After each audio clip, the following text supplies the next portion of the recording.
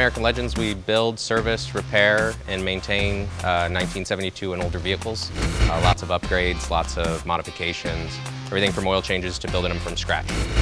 So this year we're bringing a 1968 Mustang Coupe. It's fairly radically modified. Every single panel on it's been touched in one way or another. It's powered by a Ferrari engine. It's 430 based. It's twin turbo. It's got a pair of Nelson T4 turbos on it. It's really radical from top to bottom.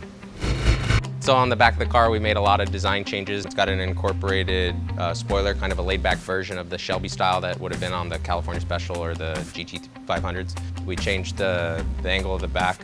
We've actually welded the bumper to the car to create a monocoque look.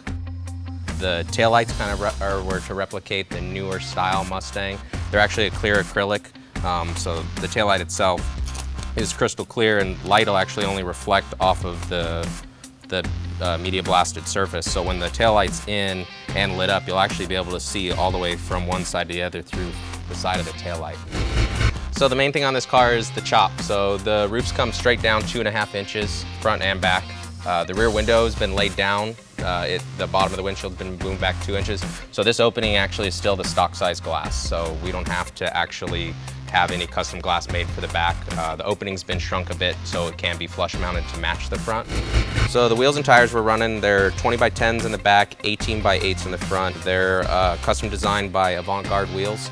They got a 3-inch leg in the back. It's a true 3-piece wheel, so it kind of almost has that floating center look, you know, finished all in gloss black. And then the tires are Toyo R88Rs. We're running 285 35s in the back and 225 40s in the front.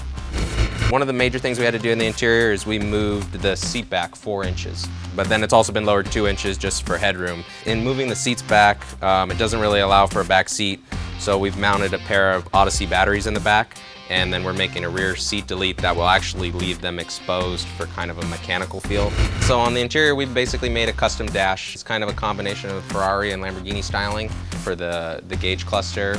Dakota Digital is building us a custom unit that really mimics the F430. The goal was to kind of have a seamless, smooth dash that doesn't have anything kind of out of the ordinary. And then under the dash is where the iPad is, and it's on a motorized system. So when the car gets power, it folds down, and then from there you can operate the car. SEMA Battle the Builders, it's always the best cars in the country, everyone competing against each other. So just to be a part of it's a really cool experience. Our biggest goal is to be part of SEMA Battle the Builders as the #1 reason we built this car.